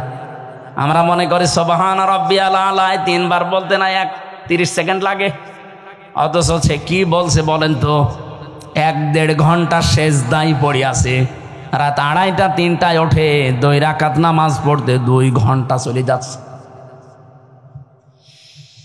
যেহেতু নফল নামাজে মাতৃভাষায় চাওয়া জায়েজ আছে, আর সবচাইতে বেশি মানুষের দোয়া কবুল হওয়ার জায়গা সেজদায়। কোন মানুষ যখন সেজদায় চলে যায়, ও যেন আল্লাহর কাছাকাছি হয়ে যায়। ওয়াসজুদ ওয়াকতারিব, নবী আপনি বলেন যদি সেজদা দাও রবের কাছাকাছি চলে যাবা। জোরে বলেন সুবহানাল্লাহ। আমি সহ যারা এসেছি প্রত্যেককে আহ্বান জানাচ্ছি, জীবনে সময় পেলে একটু সেজদা লম্বা করে দেবেন। এর চাইতে মজা, আনন্দ, শান্তির জিনিস দুনিয়াতে আর নেই। স্বামী স্ত্রীর ব্যবহারে শান্তি আছে, এর চাইতে 100 গুণ শান্তি পাবেন যদি সেজদার ভেতরে আপনি আনন্দ পান। জীবনে আপনার মাথা তুলতেই মন চাবে না, পৃথিবীর যত মজাদায়ক বস্তু আছে সব চাইতে আনন্দের জায়গা আল্লাহর এই কুদরতের পাটা। এখানে আল্লাহ মনে হচ্ছে পা আপনার কপালের সাথে দিয়ে রেখেছে। আপনি যদি এই সেন্স দিতে পারেন, কখন আধা ঘন্টা 45 মিনিট চলে যাবে আপনি টেরও পাবেন। আমাদের নামাজ যেহেতু ওই মানের হয় না, এজন্য আমরা নামাজের ভেতরে কোনো আনন্দ, শান্তি, স্বস্তি পাই না। স্বস্তি পাওয়া যায় চার দোকানে যেখানে গেবোধ হয়। কথা বলেন না কেন? বাজারে যেখানে হট্টগোল শোরগোল, যেখানে গালিগালাজ হয়, এরকম জায়গায় আনন্দ লাগে, ভালো লাগে থাকতে। কিন্তু নামাজের সেজদায় আজ আমাদের কোনো আনন্দ নেই, মজা নেই, স্বস্তি নেই। কারণ অধিকাংশ মানুষ আমরা নামাজের সেজদায় যা বলি বুঝি না, আর বুঝলে ওর বাস্তবতা, রুহানিয়াত যেটা, ওটা আমরা পাই না। নামাজ পড়লে আপনি জান্নাতে যাবেন এ কথা কোরআনে আছে, কিন্তু নামাজ পড়লেও অনেক মানুষ আল্লাহর বরদোয়া পায়। কোরআনে কারীম জানাচ্ছে ফাওয়াইলুল লিল মুসাল্লিন আল্লাযীনা হুম আন সালাতিহিম সাহুন। আল্লাহ বলেন ধ্বংস হয়ে যাক ওই নামাজিগুলো। কোন বেনামাজিকে আল্লাহ বলেছে এখানে না, বলেছে ধ্বংস হয়ে যাক ওই মুসল্লিগুলো, ওই নামাজিগুলো যারা তাদের নামাজ সম্পর্কে উদাসীন। এই যে সাহুন, এই শব্দের ব্যাখ্যা হয় চারটা। এক নম্বরে নামাজে দাঁড়াছে, নামাজের ভেতরে খুশু খুশু নেই। খুশু খুশু কি? ধীর স্থিরতা লাগবে নামাজে। এরকম মন নিয়ে নামাজে দাঁড়াবেন, মনে হচ্ছে যে আমি আল্লাহকে দেখতে পাচ্ছি। যদি এইরকম চোখ, এরকম অন্তর আপনার তৈরি না হয়, অন্তত এই বিশ্বাস নিয়ে দাঁড়ানোই লাগবে যে মালিক আমাকে দেখতেছে। এটা হয় আমাদের এই পরিবারে, এই পরিবেশে, এই মানে এখন আমি উঠতে পারিনি, তে আমার এই যে গুণগুলো দূর হবে কি করে? সুতরাং আমার মুসল্লি হতে চাই ওই মাপের, যে মাপের মুসল্লি হয়েছিলেন হযরতে তালহা রাদিয়াল্লাহু তাআলা আনহু। জীবনের ভেতরে পড়লাম তিনি নামাজে দাঁড়িয়েছেন খুশু খুশু নিয়ে, তেলাওয়াত করছেন সূরা কাহাফ। আলহামদুলিল্লাহিল্লাযী আনজালা আলা আবদিহিল কিতাবা ওয়া লাম ইয়াজআল লাহু ইওয়াজা। তার পাশে একটা বাচ্চা খেলা করছিল। পাহাড়ি এলাকা থেকে একটা সাপ এসে বাচ্চাটাকে জড়িয়ে ফেলেছে। হযরতে তালহার স্ত্রী দৃশ্য দেখার পরে দেখলেন স্বামী নামাজে আছে, ও নামাজ ছাড়ে না। আশপাশের লোকজন ডাক দিয়ে বাচ্চাটাকে বিপদ মুক্ত করে সাপটাকে মেরে ফেললেন। হয়েছে আরম্ভ হয়ে গেছে।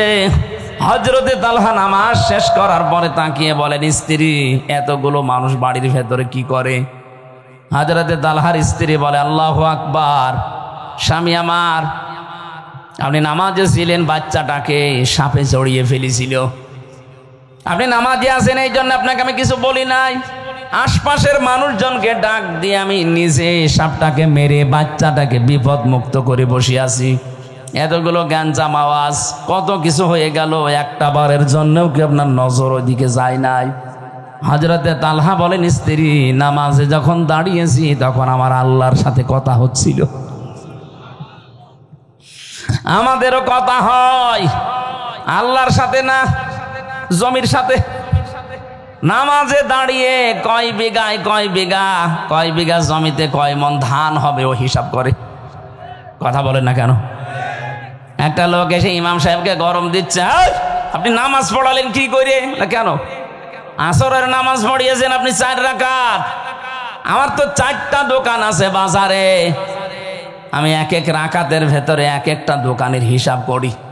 আজ 3টা দোকানের হিসাব হয়েছে, এখনো এক দোকানের হিসাব হয়নি। ও যে 1 রাকাত নামাজ পাইনি, ও হিসাব করবে কখন? আমি হাসির ছলে বলি নাই, এটা শিক্ষার জন্য বলছি। আজ হাজারো মানুষ আমরা এমন আছি এখানে, নামাজে কি পড়ি ওটা জানি না। নামাজের ভেতরে মন তৈরি করার জন্য আপনাকে আগে জানা লাগবে যে আপনি কি পড়ছেন। যখনই তেলাওয়াত করবেন আলহামদুলিল্লাহি রাব্বিল আলামিন, আল্লাহ পাক বলেন আমার বান্দা সত্য বলেছে, এই কথার জবাব আমার বান্দা শোনার পরে বলে আর রহমানির রহিম। এটা আমি জবাব দেই। ও শোনার পরে পরের আয়াতে বলে মালিক ইয়াউমিদ্দিন। এই যে তিনটা প্রশংসা করলেন, সব কিছু আল্লাহ তোমার জন্যে। তুমি রহমান, তুমি রহিম, তুমি কিয়ামতের দিবসের একচ্ছত্র মালিকানা তোমার। কেউ ওই দিন কথা বলতে পারবে না। এ কথাগুলো নামাজে বলতে বলতে আমার আল্লাহ যেন এবার প্রশ্ন করছে, ওই কে তুই? এত প্রশংসা আমার করলি, কে তুই? কে তোর পরিচয় বল দেখি। এ পৃথিবীতে যত মানুষ নামাজ পড়ে সবাই কিন্তু এবার পরিচয় দিচ্ছে যে আমি এ দেশের বাদশার ছেলে। এই কথা বলে ইয়্যাকা না'বুদু ওয়া ইয়্যাকা নাস্তাঈন। হে আল্লাহ, তুমি আমাকে চিনতে পারোনি, আমি তো তোমার গোলাম। আমি কি? আমি তোমার গোলাম। কত ছোট হয়ে কথাটা বলা লাগে চিন্তা করেন তো। অথচ আপনি একজন সচিব, আপনি স্বরাষ্ট্রমন্ত্রী, এ দেশটা হেলনি দিয়ে আপনি চালাতে পারেন। এই মানুষটা দাঁড়িয়ে বলছে মাবুদ তুমি আমাকে চিনতে পারোনি, আমি তোমার গোলাম, আমি ভৃত্য, আমি দাস, আমি গোলামের ঘরের গোলাম। শুধু আমি একা না, না'বুদু শব্দটা ছিল না'বুদু ইয়্যাকা। অথচ আমরা দেখি গ্রামারের কায়দা এখানে মিলছে না। ইয়্যাকা না'বুদু ফেল ফাইল তারপরে মফুল হওয়ার কথা, অথচ আগে আল্লাহ মফুল দিয়ে দিয়েছেন। শব্দটা মিলিয়েছেন কি করে দেখেছেন? কিয়ামত পর্যন্ত এই শব্দ মানুষেরা পড়বে, কোনোদিন বিরক্ত হবে না। ইয়্যাকা না'বুদু ওয়া ইয়্যাকা নাস্তাঈন। শুধু আমি একা না, না'বুদু আমরা সবাই একমাত্র তোমারই ইবাদত করি। আমি তোমার বান্দা, তুমি আমাকে চিনতে পারলে না। ও আল্লাহ, আমি তোমার কাছে সাহায্য চাইতে এসেছি। আল্লাহ যেন এবার সহসা জিজ্ঞাসা করছে, হামজা আমার গোলাম, কি সাহায্য করব বল। আমার কিন্তু অনেক কিছু প্রয়োজন ছিল। আমার ছেলে নেই, আমার 3টা মেয়ে।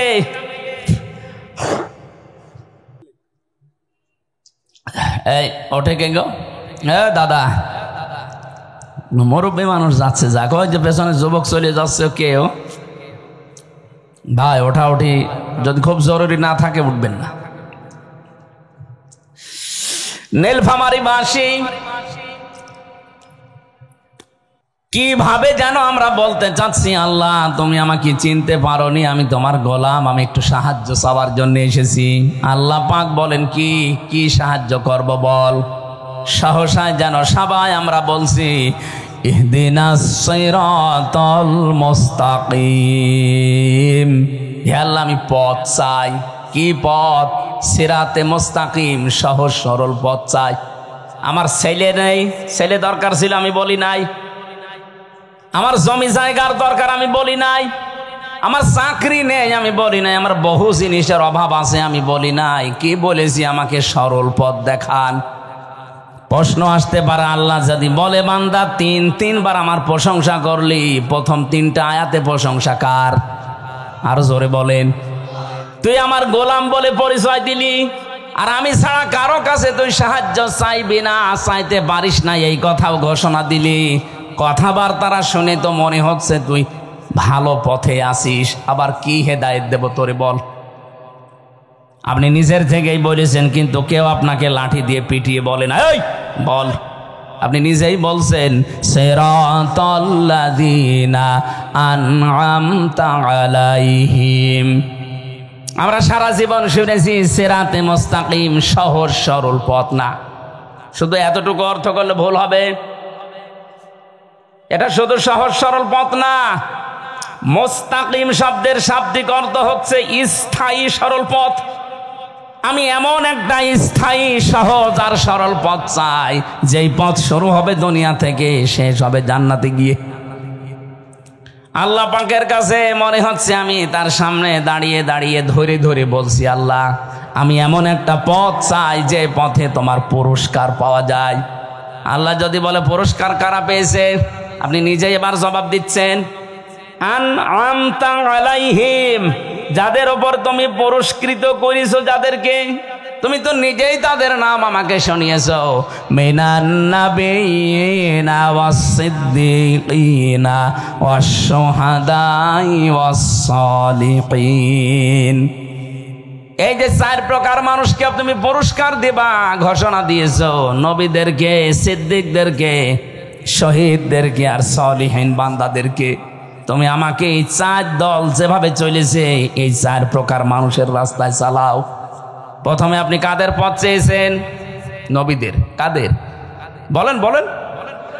আপনি নবীদের পথ একবার 2 বার না, এখানে যত মানুষ নামাজ পড়ে অন্তত শুধু ফরজ নামাজ পড়লেও 17 বার এ কথা বলা লাগে যে আল্লাহ আমি নবীদের পথ চাই। যদিও সরাসরি বলেননি।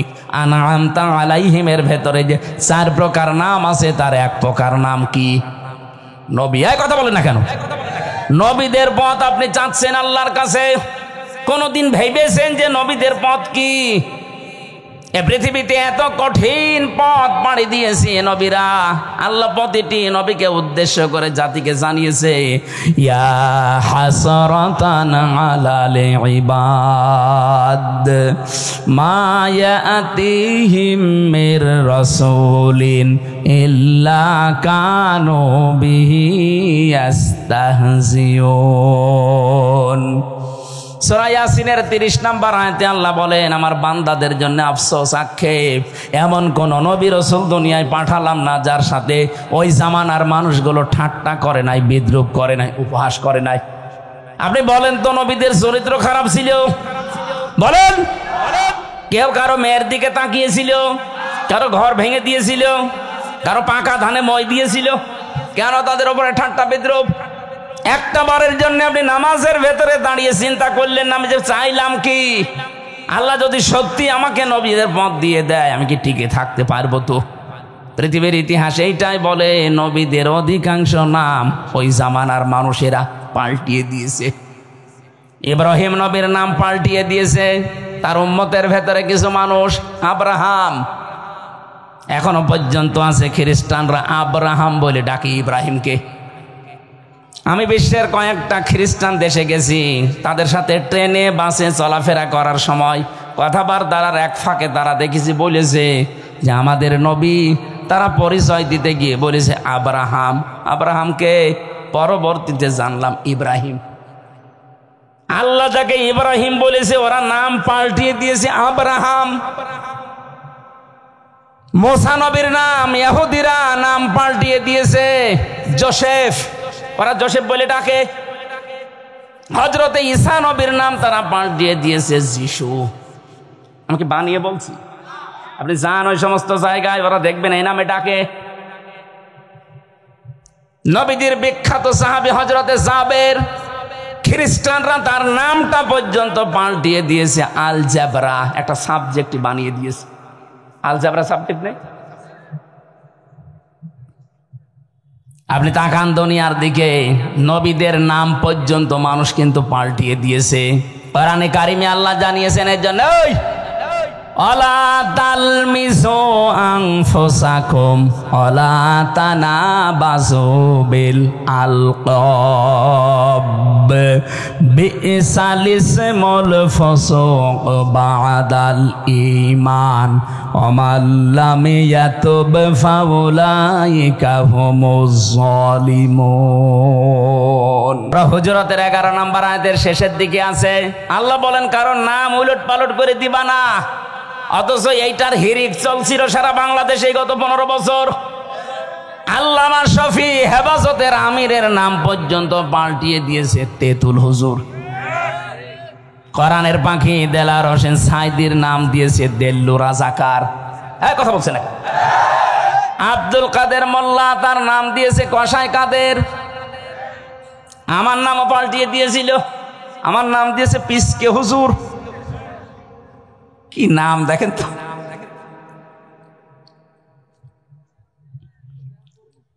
অথচ নাম পরিবর্তন করে উলট পালট করে ডাকা, এটা কিন্তু কবিরা গুনাহ। তোমরা ঈমান আনার পরে কাউকে উলট পালট নামে ডাকবা না। এ বাংলাদেশে নাম পরিবর্তনের যে হিড়িক চলছিল, কত জায়গায় কত নাম পাল্টিয়ে উল্টা পাল্টা নাম বসিয়ে দিয়েছে। আপনার কে বলেছিল যে আন্তর্জাতিক জিয়া বিমানবন্দর এটা পাল্টিয়ে শাহজালালের নাম দেওয়া লাগবে? কে বলেছিল বলেন তো? এত হিংসা কোন কারণে আপনার ভেতরে? এটা পাল্টিয়ে থেকে 2-4টা কালি গেছে। সারা বিশ্বের যত জায়গায় বিমানবন্দরে এখান থেকে যায় তাদের পর্যন্ত জানানো লেগেছে।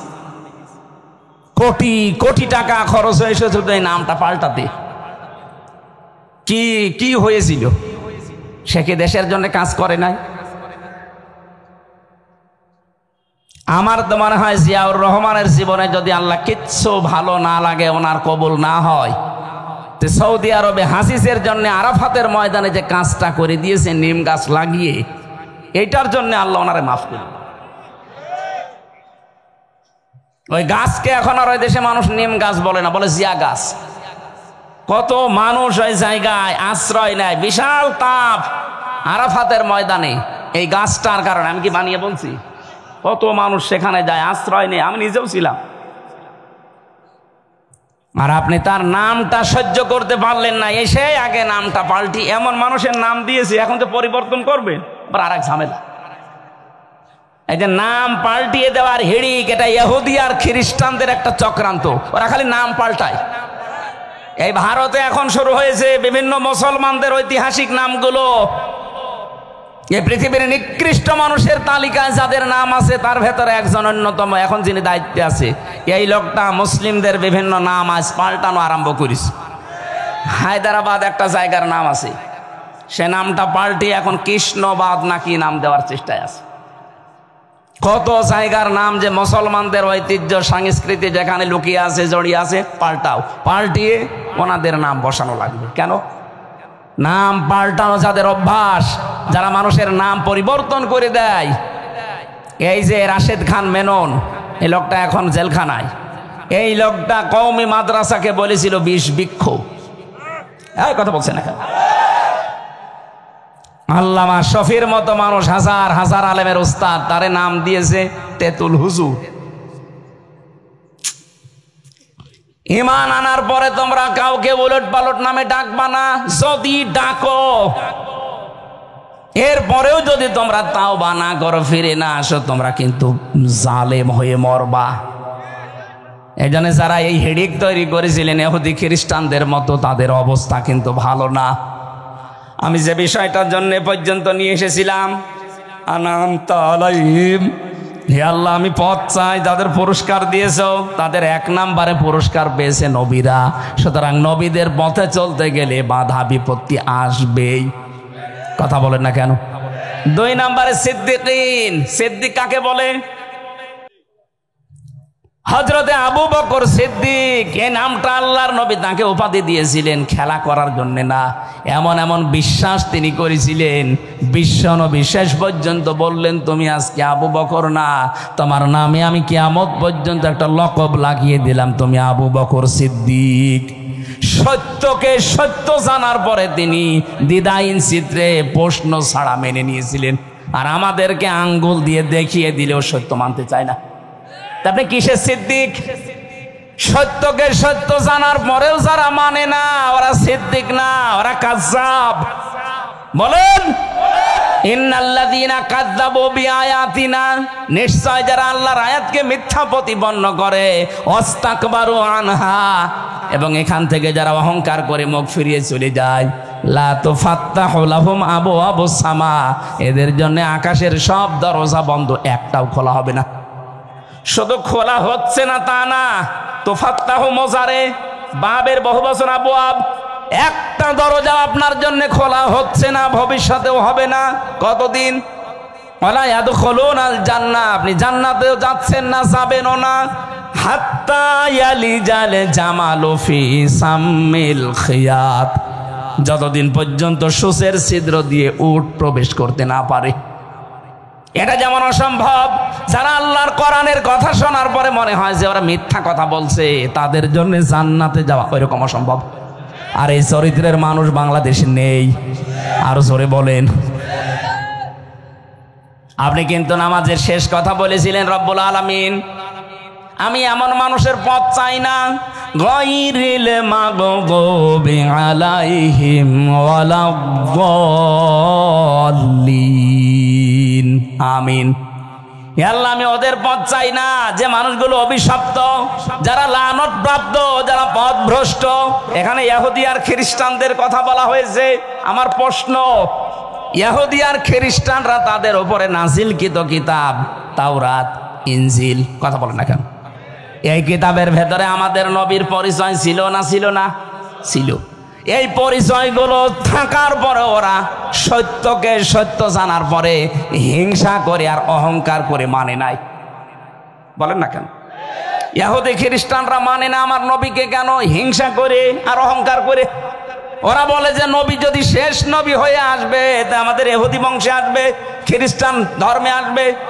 ও ইসলাম ধর্ম মুসলমানদের, ওটা আমরা মানি না। এটা হিংসা করে আর অহংকার করে। এই জন্য আমরা প্রত্যেক দিন 175 কোটি মানুষ তামাম দুনিয়ায় যারা আছি মুসলমান, সবাই তাদের জন্য বরদোয়া দিচ্ছি, গায়রিল মাগদুবি আলাইহিম ওয়ালাদ-দাল্লিন। অথচ এই বরদোয়া যে নিজের ঘাড়ে পড়ছে কোনোদিন পের পান না। ওরা সত্যকে সত্য জানার পরে হিংসা করে অহংকার করে মানে নাই। এই জন্য আল্লাহর লানত, আল্লাহর গজব, ওরা পথভ্রষ্ট। আর আমরা আঙ্গুল দিয়ে চোখে দেখিয়ে দিচ্ছি, এরপরেও সত্যকে সত্য জানার পরেও অনেকে মানতে চায় না। বলে না, এ হুজুর আমার দলের লোক না, এ হুজুর আমার বাবার মুরিদ না। এই কথা বলছে না কেন? আমি কি বেশি বলছি না ঠিক বলছি? সুতরাং সত্যকে সত্য জানার পরও যারা হিংসা করে আর অহংকার করে মানেন না, আপনি ওই এক প্রকার ইহুদি আর খ্রিস্টান। আপনার নিজের বরদোয়া নিজের ওপরে বর্তাবে। আশা করি আপনি বুঝতে পেরেছেন। নামাজের ভেতরে দাঁড়িয়ে যেগুলো বলা হয়, এইগুলো যদি মানুষ বুঝতো তাহলে নামাজের দ্বারা তার জীবনটা পুরা পাল্টিয়ে যেত, অস্থিরতা দূর হয়ে যেত, কোনো বিপদে পড়লে হায় হতাশ করতো না। বহু মানুষকে আমি জেলখানায় গিয়ে এগুলো বাস্তবে প্র্যাকটিক্যাল দেখেছি। ওরাও আমাদের মতো মানুষ, কিন্তু নামাজি হওয়ার কারণে, যেভাবে পড়া দরকার, এই কারণে আল্লাহ এই গুণগুলো থেকে তাদেরকে অলরেডি বাঁচিয়ে দিয়েছেন।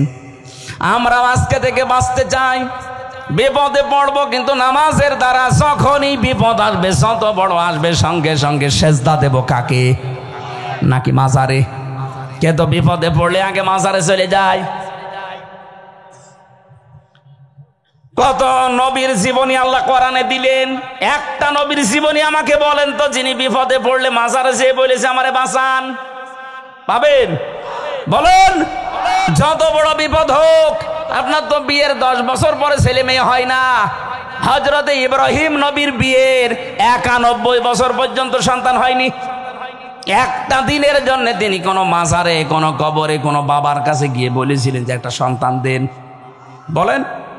তিনি বলেছিলেন, সেজদা দিয়ে বলতেন, রব্বি হাবলি মিনাস সলিহিন, হে আল্লাহ তুমি আমাকে নেককার সন্তান দাও।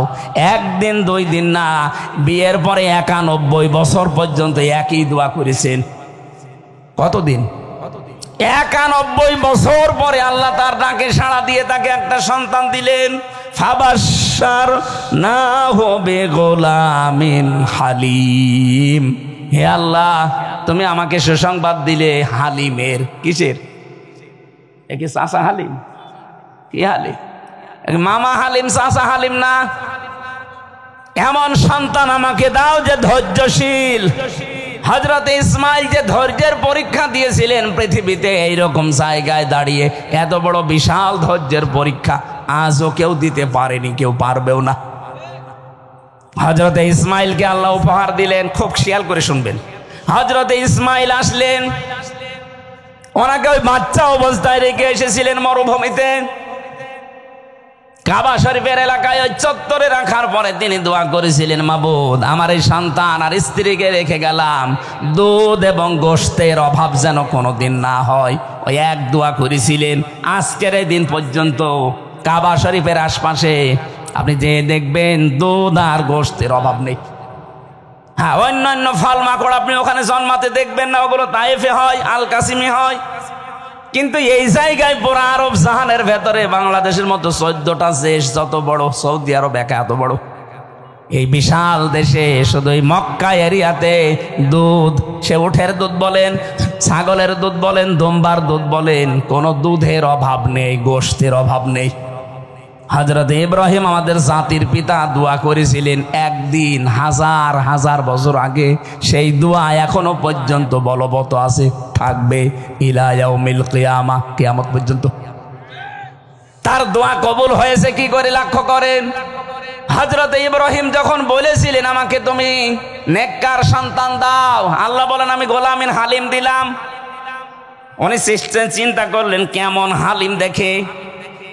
হযরত ইব্রাহিমকে আল্লাহ যখন স্বপ্নে দেখিয়েছেন, ফালাম্মা বালাগা মাআহু সায়া ক্বালা ইয়া বুনাইয়া ইন্নী আরা ফিল মানামি আন্নী আযবাহুকা ফানজুর মাযা তারা। একটু খেয়াল করবেন, এখানে শিক্ষা আছে। হযরত ইব্রাহিম আলাইহিস সালাম সন্তানটা রেখে এসেছিলেন বাচ্চা বয়সে মরুভূমিতে। 13 বছর পরে সন্তানের সাথে দেখা। কত বছর বলেন বলেন? 13 বছর পরে ইবনে কাসির বলছে 13 বছর পরে যে একবারে সন্তানকে বলছে, সন্তান আমি স্বপ্নে দেখলাম আমি যেন তোমাকে জবাই করছি, তোমার রায়টা বলো। আমার প্রশ্ন হচ্ছে বিধানটা কার? এই যে আমি তোমার আসবাহুকা ফানজুর মাযা তারা, আমি স্বপ্নে দেখলাম তোমাকে জবাই করছি, এটা দেখিয়েছে কে? কারণ ওই তো সাধারণ মানুষ না, নবী, আর নবীদের স্বপ্ন ওহী হয়। নবীদের স্বপ্ন কি হয় বলেন বলেন? নবীদের স্বপ্ন হয় ওহী। আল্লাহ নিজে তাকে আদেশ দিচ্ছে, আইন করছে যে জবাই করো সন্তানকে। এবার আমার প্রশ্ন, উনি কেন এসে নিজের সন্তান ইসমাইলকে বলবে বাবা ইয়া আবাতি ফাআল মা তুমার ফানজুর মাযা তারা, আমি দেখলাম তোমাকে জবাই করছে, এবার তোমার রায়টা বলো দেখি। কেন তার কাছে জিজ্ঞাসা করা লাগবে? ও কি বালেগ ছেলে, মাত্র 13 বছর বয়স। জবাব পেয়েছি আমি তাফসীরের ভেতরে। হযরত ইব্রাহিম আলাইহিস সালাম ওইসে দোয়া করেছিলেন, রব্বি হাবলি মিনাস সালিহিন, হে আল্লাহ আমাকে নেককার সন্তান দাও। জবাবে আল্লাহ যে গোলামিন হালিম দিলেন, সহনশীল ধৈর্যশীল একটা সন্তান। উনি চিন্তা করলেন দেখি এবার পরীক্ষা করে কেমন হালিম দিয়েছে। একই চাচা হালিম না মামা হালিম? কেমন ধৈর্যশীল সন্তান আমি আজকে দেখি। নয়তো বিধান আল্লাহর, সন্তানকে ডাক দিয়ে জবাই করে দেবে। এই জায়গায় আবার বারবার প্রশ্ন করা দরকার কি, যে তোমার রায় বলো। উনি জানতে চেয়েছিলেন আল্লাহ যে হালিম দিলেন আসলে হালিম কিনা দেখি। সন্তান ওই রকম হালিম, ডাক দিয়ে বলে ইয়া বাতি ফাআল মা তুমার, হে আমার বাবা যা আদিষ্ট হয়েছে আপনি পালন করেন। সাতাজিদুনি ইনশাআল্লাহু মিনাস সাবিরিন। আল্লাহ যদি ইচ্ছা করে, শব্দের দিকে তাকান, সাতাজিদুনি সিন দিয়েছেন, সাতাজিদুনি অবশ্যই আল্লাহ যদি চায় আপনি আমাকে ধৈর্যশীলদের মধ্যে একজন পাবেন, কিন্তু এক বচন দেননি। সাতাজিদুনি ইনশাআল্লাহু মিনাস সাবির বলেননি, সাবিরিন। হে বাবা আমি ইসমাইল শুধু একা না, আমার মতো বহু ধৈর্যশীল দুনিয়াতে আছে, আমি তাদের ভেতরে একজন। তিনি যে বলতেন সাবের, আমি একমাত্র সন্তান, তাহলে অহংকার চলে আসতো। কথা বুঝতেছেন? আমি আল্লাহর বিধান মানছি, এটা অহংকার চলে আসতো যে এমন হালিম আমি, আমার মতো হালিম দুনিয়ায় নেই। এই অহংকার যেন না আসে, নিজেকে অহংকার থেকে মুক্ত করার জন্য তিনি বহু বচন শব্দ ব্যবহার করেছিলেন। বাবা আমার মতো বহু হালিম দুনিয়ায় আছে ধৈর্যশীল, তাদের ভেতরে আমি একজন, যদি আল্লাহ চাই। জোরে বলেন আল্লাহু আকবার। আল্লাহ রাব্বুল আলামিন হযরত ইব্রাহিম খুশি হয়ে গেলেন, সন্তানকে নিয়ে যখন জবাই দেবেন। আল্লাহ ওই সময় ডাক দিয়েছিলেন ফালাম্মা আসলামা ওয়াতাল্লাহু লিল জাবিন ক্বাদ সাদ্দাকতার রুয়া ইলা আখির আয়া। আল্লাহ পাক বলেন ইব্রাহিম নবী আলাইহিস সালামকে আমি তখন ডাক দিয়েছি, ইব্রাহিম ফালাম্মা আসলাম না আসলামা? আপনারা কি জেগে আছেন? এই আলেমরা নেই? শব্দকে এখানে এক বচন না দ্বি বচন? দ্বি বচন। ফালাম্মা আসলামা, কেন আল্লাহ দ্বি বচন দিলেন? হযরত ইব্রাহিম ইসমাইল দুইজন যখন এগ্রি হয়ে গেছে, রাজি আল্লাহর বিধান পালন করার জন্য, একজন ছুরি হাতে নেওয়া আর একজন গলা দিয়েছে, দুইজনে রাজি, তখন আল্লাহর বিধান পালন করতে সোজা সহজ এবং সহজ হয়ে গেছে। বাংলাদেশের দিকে আয়াতটা মিলালে আমরা এখন দেখতে পাই, এই দেশে শুধু যারা টুপি মাথায় দেয় আর নামাজ পড়ি, এরা যদি চায় যে দেশে আল্লাহর বিধান কায়েম হোক, সম্ভব না। কথা বলেন না কেন? অন্তত আল্লাহতে বিশ্বাসী যারা, আমরা যারা জনগণ আছি 18 কোটি, আমাদেরকে ইসমাইলের ভূমিকায় আল্লাহর বিধান পালন করার জন্য গলা যদি দেওয়া লাগে দেওয়া লাগবে।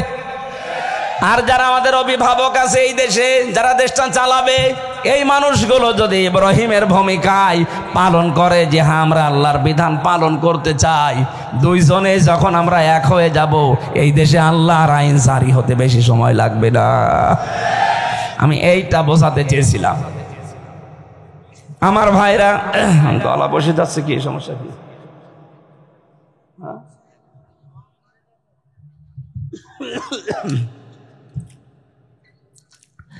আমরা মুসল্লিদের যে গুণাগুণগুলো বলার পর্যন্ত এসেছিলাম। মুসল্লি যারা হবে, এ মানুষগুলোর ভেতর থেকে অস্থিরতা, এ মানুষগুলোর ভেতর থেকে না, এখনো পানি খেলে গলা বসে যাবে। আবার কিরকম হলো, গলা বসে যাচ্ছে।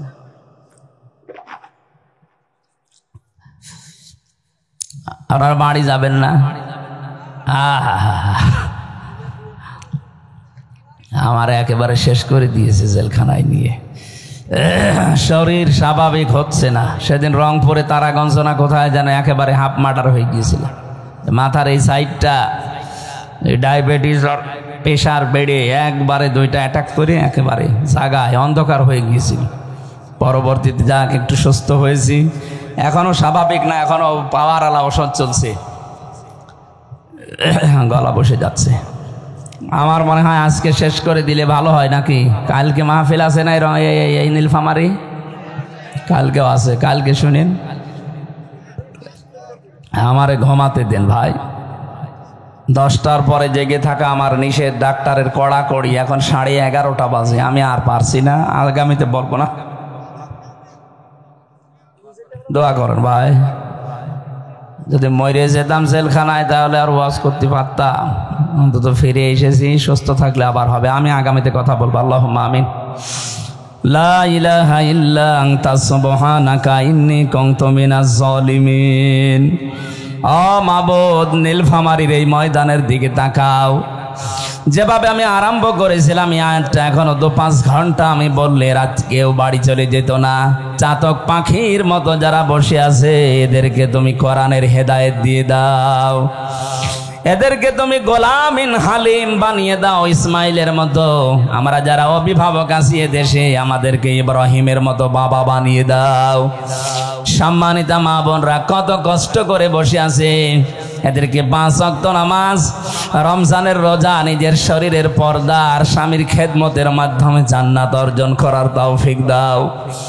এ বিশাল আয়োজন করতে গিয়ে এলাকার মানুষেরা কত শ্রম দিয়েছে, কত টাকা পয়সা খরচ করেছে। কোরআনের ইজ্জতে আল্লাহ তুমি কবুল করে নাও। তোমার নবী জানিয়েছে, কোরআনের জন্য যারা খরচ করে ওই টাকার হিসাব কিয়ামতে দেওয়া লাগে না। আল্লাহ আজকের যত খরচ হয়েছে, যত মানুষ খরচ করেছে, এদেরকে তুমি হিসাবের বাইরে রেখো আল্লাহ। মুসল্লিদের যে গুণাগুণগুলো তুমি দিলে, আল্লাহ তুমি আমাদেরকে পাক্কা মুসল্লি হওয়ার তৌফিক দাও। এমন মুসল্লি আমরা হতে চাই যেটা হলে তোমার সাথে কথা বলা যায়। আমাদের শরীরকে তুমি সুস্থ করে দাও। জালেমের জেলখানায় 3টা বছর আমি অসুস্থ হয়ে পড়েছি, শরীরটা স্বাভাবিক হচ্ছে না। এত ঔষধ, এত ডাক্তার কবিরাজ দেখায়, যে আসি তাই। আল্লাহ তুমি আমার শরীরকে আগের অবস্থায় ফিরিয়ে দাও। ওয়াইদা মারিদতু ফাহুয়া ইয়াশফিন। ইব্রাহিম নবী দোয়া করেছিলেন, আল্লাহ আমি অসুস্থ হলে তুমি শেফা দাও। আমরা ইব্রাহিমের সন্তান, যত মানুষ অসুস্থ আছি দোয়া করছি আমরা অসুস্থ যারা তুমি শেফায়ে কামেলা জেলা দিয়ে দাও। মাহফিলের সভাপতি, সেক্রেটারি, মোতাওয়াল্লি, এ মাহফিলের স্বেচ্ছাসেবক যত আছে, প্রধান অতিথি, যত মানুষ আমরা এখানে আসলাম, কাউকে খালি হাতে ফেরত দিও না। যার যতটুকু কামনা বাসনা যায় আশা পূর্ণ করে দাও। আমাদের রোগ শোক থেকে বাঁচাও। এই মাদ্রাসাটা তুমি কোরআনের শিক্ষার জন্য, কোরআনের প্রচারের জন্য কিয়ামত পর্যন্ত এখানে কবুল করে নাও। এলাকায় মাটিতে যত মানুষ ঘুমিয়ে আছে আল্লাহ কবরগুলো জান্নাত বানাও। আগামীতে কোরআনের কথা বলার জন্য জমিন তনে উন্মুক্ত করে দাও। বারাকাল্লাহু লানা ওয়া লাকুম ফিল কোরআনিল আযীম। মরণ আসলে আমাদের জবানে তুমি দিয়ে দিও লা ইলাহা ইল্লাল্লাহু মুহাম্মাদুর রাসূলুল্লাহ।